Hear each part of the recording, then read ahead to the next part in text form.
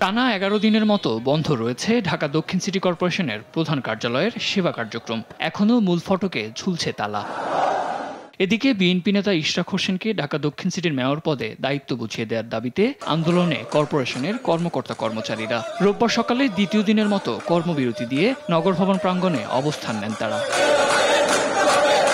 আন্দোলনকারীরা বলছেন, ইশরাককে দায়িত্ব বুঝিয়ে দেওয়া না পর্যন্ত চলবে কর্মসূচি। যতদিন না মেয়রের শপথ পরিপূর্ণ হবে ততদিন আমাদের অবস্থান থাকবে। একটা যৌক্তিক সমাধান হোক, আমরা তো এই সমাধান হইলেই চলে যাবে। নাগরিক সেবা বন্ধ থাকায় হতাশ হয়ে ফিরে যাচ্ছেন সেবা প্রত্যাশীরা। যা মানুষের কাজকর্ম বিভিন্ন ধরনের সবকিছু নগর ভবন থেকে করতে হয়। প্রচুর ভোগান্তি, এতে মানুষের সমস্যা হচ্ছে, রাষ্ট্রের সমস্যা হচ্ছে, রাষ্ট্রের কার্যকলাপের সমস্যা হচ্ছে। আসলে এগুলো আমরা চাই না।